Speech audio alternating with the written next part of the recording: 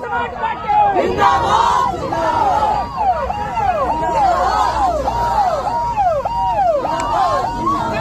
संघर्ष करो, संघर्ष करो। तुम्हारी मायावती जी जिंदाबाद, तुम्हारी मायावती जी बहुजन समाज पार्टी, बहुजन समाज पार्टी जिंदाबाद, जिंदाबाद बहुजन समाज पार्टी जिंदाबाद, जिंदाबाद। यूपी की मजबूरी है, यूपी की मजबूरी है, यूपी की मजबूरी है, जरूरी है, यूपी की मजबूरी है। कुमारी मायावती जी जिंदाबाद, जिंदाबाद कुमारी मायावती जी जिंदाबाद, जिंदाबाद। अभी तो ये अंगड़ाई है, अभी तो ये अंगड़ाई है। बहुजन समाज पार्टी जिंदाबाद, जिंदाबाद बहुजन समाज पार्टी जिंदाबाद, जिंदाबाद। कुमारी मायावती जी जिंदाबाद, जिंदाबाद कुमारी मायावती जी जिंदाबाद, जिंदाबाद। यूपी की मजबूरी है, यूपी की मजबूरी है, मान्य का सनन जी जिंदाबाद, जिंदाबाद मान्य का सनन जी जिंदाबाद, जिंदाबाद। जी रोटी दे न सके जो वो सरकार निकम्मी है, सरकार निकम्मी है, सरकार निकम्मी है, सरकार निकम्मी है। प्रदेश अध्यक्ष जी जिंदाबाद, जिंदाबाद, जिंदाबाद प्रदेश अध्यक्ष जी जिंदाबाद, जिंदाबाद, जिंदाबाद। 12 बजे का प्रदेश अध्यक्ष जी आप संघर्ष करो, प्रदेश अध्यक्ष जी आप संघर्ष करो। बहन कुमारी मायावती जी जिंदाबाद, जिंदाबाद कुमारी मायावती जी जिंदाबाद, जिंदाबाद। मान्य का सनन जी जिंदाबाद, जिंदाबाद कुमारी मायावती जी जिंदाबाद, जिंदाबाद। यूपी की मजबूरी है, अमर रहे, अमर रहे श्री कांतिलाल साहब, अमर रहे, अमर रहे, अमर रहे। मान्य भाई कुमारी माती जिंदाबाद, जिंदाबाद, जिंदाबाद। मान्य भाई कुमारी माती जिंदाबाद, जिंदाबाद, जिंदाबाद। मान्य का शरण जी जिंदाबाद, जिंदाबाद, जिंदाबाद। मान्य का शरण जी जिंदाबाद, जिंदाबाद, जिंदाबाद। बहुजन समाज पार्टी जिंदाबाद, जिंदाबाद, जिंदाबाद। बहुजन समाज पार्टी जिंदाबाद, जिंदाबाद, जिंदाबाद। बीएसपी की क्या पहचान, नीला झंडा हाथी निशान। बीएसपी की क्या पहचान, नीला झंडा हाथी निशान। हमारा राज तुम्हारा नहीं चलेगा, नहीं चलेगा। हमारा राज तुम्हारा नहीं चलेगा, नहीं चलेगा। जिसकी जितनी संख्या भारी उसकी उतनी हिस्सेदारी, जिसकी जितनी संख्या भारी उसकी उतनी हिस्सेदारी। रोजी रोटी दे न सके तो वो सरकार बदलनी है, रोटी रोटी को दे न सके तो वो सरकार निकलनी है। जो सरकार निकलनी है वो सरकार बदलनी है, जो सरकार निकलनी है वो सरकार बदलनी है, जो सरकार निकलनी है वो सरकार बदलनी है। जिस झंडे में हाथी होगा वही हमारा साथी होगा, जिस झंडे में हाथी होगा वही हमारा साथी होगा। जाति पर न पार्टी पर बटन लगेगी हाथी पर, जाति पर न पार्टी पर बटन लगेगी हाथी पर। बहुत बहुत धन्यवाद साथियों जी। क्या नाम का रामानुज जी, ये दो लोग हमें वहीं से रिसीव करके आए, इसलिए इसमें नाम नहीं पड़ पाया।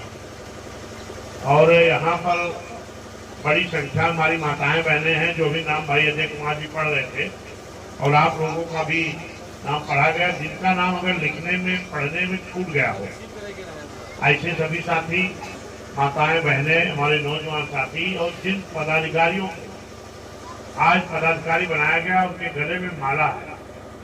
मैंने इसलिए कहा कि ये माला बहुत आसानी से नहीं मिलती। कभी आप देखे होंगे कोई आप यहाँ विधायक आया, सांसद आया, तो उसी को आप लोग माला पहना चाहते हैं, लेकिन मैं आपसे माला नहीं पहना। क्यों? कि जब मैं अध्यक्ष बन के आया था, मैंने बनाया था, तो लखनऊ से लेकर फैजाबाद जब मैं जा रहा था तो हर जगह रोड पर आप लोग जहाँ भी जो मेरे खड़े होकर मुझे माला पहनाए, और आज जब आप बने हो तो आज आपको माला पहनाना चाहिए, ठीक है नहीं? तो ये आपके कंधे पर ये बड़ी जिम्मेदारी है जो माला के रूप में आप देख रहे हैं। आपको माला तो पहनाया गया, लेकिन ये माला के रूप में ये बड़ी जिम्मेदारी है। एक बूथ पर हमारे सेक्टर सचिव, एक बूथ अध्यक्ष, एक उपाध्यक्ष, 3 संगठन, 6 लोग हैं एक बूथ पर। और पूरा सेक्टर में 6 बूथ है, 10 बूथ है, 10 में 2 बूथ का गठन हो गया है। सेक्टर अध्यक्ष और महासचिव जी, जो बूथ बाकी है इसी पर आपको गठन करना है। लेकिन उसमें नीचे कॉलम और था, जाति का कॉलम, जो आप लोगों ने भरा नहीं है, ये कमी हो जा रही है। जब आप कल आए थे तो जो 2-4 बुजुर्ग 2-4 नौजवान को बैठा लेते, भाई आपकी जाति कितने वोट हैं, और अगर घर पता लग जाए और वोटर लिस्ट हो तो वोटर लिस्ट से गिनती कर लो, वोटर लिस्ट नहीं है तो आप उसको घर पता कर लो। हाँ, तो नहीं, इधर लिखा नहीं है, इसमें लिखा भी जाना है कि अगर मान लो रावत 20 घर है तो 5 वोट से 20 आप 20 100 हो गए, 100 लिख दो। मुस्लिम कितने घर हैं, वोटर लिस्ट होगी तो ज्यादा एक्चुअल आ जाएगा नाम पढ़ के। लेकिन क्योंकि देखिए, जब हमें रजिस्टर में वोटों का आंकड़ा भी रहेगा तो उसी हिसाब से उसकी तैयारी होगी। चलिए अब आगे से आप सभी जिम्मेदार, इसलिए हम बता रहे हैं। सम्मानित साथियों, इस मीटिंग में हमको पहला काम जो करना है कि अभी 9 अक्टूबर को एक बड़ा कार्यक्रम हुआ था, उस कार्यक्रम में आप लोग बहुत बढ़ चढ़ के हिस्सा लिए थे, और उसके बाद फिर 6 दिसंबर को कार्यक्रम हुआ, फिर 15 जनवरी को हुआ, फिर 15 मार्च को हुआ, 15 जनवरी बहन का जन्मदिन था, 15 मार्च को मानव साहब का जन्मदिन, अब फिर 14 अप्रैल को जो कार्यक्रम हुआ, इसमें आप लोगों ने हिस्सेदारी लिया, इसके लिए आपको बधाई, धन्यवाद, शुक्रिया। लेकिन एक कार्यक्रम को मैं और न्योता देने आ जा रहा हूँ। अभी 14 अप्रैल को फिर गोमती नगर में जो बाबा साहब के नाम से डॉक्टर भीमराव अम्बेडकर सामाजिक परिवर्तन स्थल बना है, फिर वहाँ आप सबको चलना है। और एक चीज जान लो, कहीं भी हम किसी बौद्ध स्थल को घूमने जाए, चाहे कहीं अयोध्या घूमने जाए, प्रयागराज घूमने जाए, या कहीं और हम घूमने जाए, तो हमें कौन आदमी भाड़ा किराया देता है? कोई देता है क्या? अपना खर्च कर सकते हो ना। तो ये बाबा साहब की जयंती है 14 अप्रैल, जिन बाबा साहब के बदौलत इस देश का संविधान बना, उन्हीं के संविधान के बदौलत हमें आज सब कुछ मिल रहा है। मेरी बात को ध्यान दीजिए, तो गंभीर बात मैं कर रहा हूँ।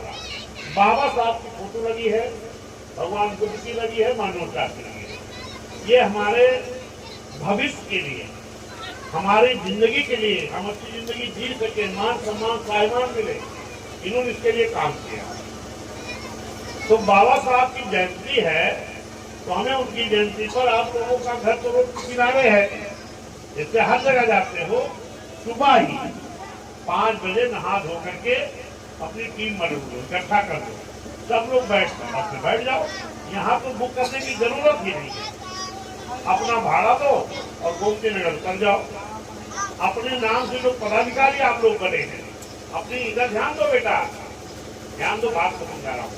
अपनी फोटो खिंचवा लो, एक बढ़िया होल्डिंग लगा दो, 14 अप्रैल लखनऊ चलो, लखनऊ चलो, माइकल ये दे देंगे, बना देंगे। देखिए, आप सभी पदाधिकारियों का फोटो लग जाए, पद सहित, सेक्टर अध्यक्ष, सेक्टर महासचिव, सेक्टर सचिव, बूथ अध्यक्ष, आने जाने वाले देखेंगे, मैं भी देखूंगा।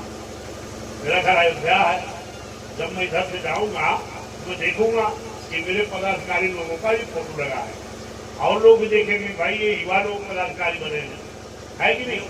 बाबा साहब ने ये कुर्सी खाली, इधर भी बैठ जाओ, ये खाली है, आ जाओ। बाबा साहब ने जब ये संविधान बनाए हैं, तो आपने एक चीज देखा होगा कि अक्सर बाबा साहब की तस्वीर जो होती है, कहीं मूर्ति जो लगी होती है, तो उनके हाथ में, एक हाथ में संविधान होता है। बोला भाई आप अपना देखो, बैठ ध्यान दो, एक हाथ में संविधान होता है, एक हाथ से इशारा करते हैं। क्या इशारा करते हैं? कि बड़ी मेहनत से हमने वोट की ताकत दी है, और इस वोट के बल पर इस देश के प्रधानमंत्री की कुर्सी पर आपको कब्जा करना है। क्यों कब्जा करना है? ताकि बाबा साहब ने कहा कि मेरा बनाया हुआ संविधान ईमानदारी से लागू हो। अगर ईमानदारी से संविधान लागू हो जाए, बाबा साहब जब संविधान बना के सौंप रहे थे तो उसी वक्त कहे थे कि भाई इस देश का संविधान हमने बहुत अच्छा बनाया है, लेकिन अगर ये संविधान जो यहाँ की सरकारें हैं अगर ये ईमानदारी से लागू कर दें तो इस देश की उन्नति हो जाए, सभी जाति धर्म समाज का विकास हो जाए। तो काम करो यार, तुम बैठे हो बीवी होते हो, चुप रहो, बोलना मत, चले जाओ उधर।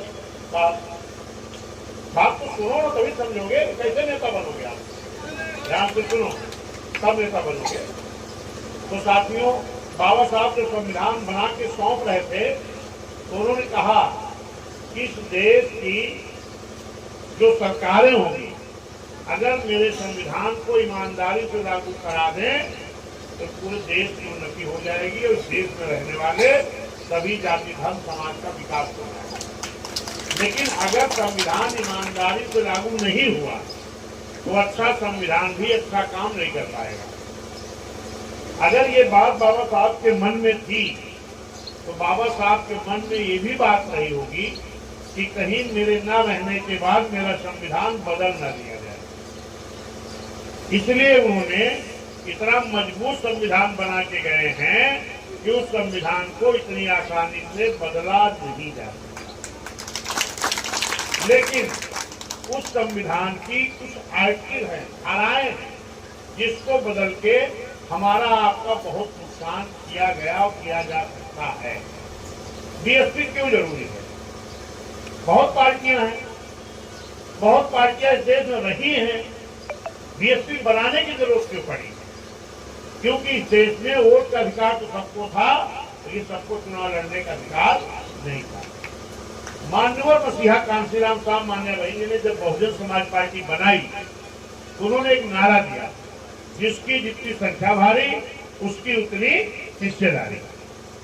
संविधान सही नहीं लागू हो रहा था, भागीदारी नहीं मिल रही थी।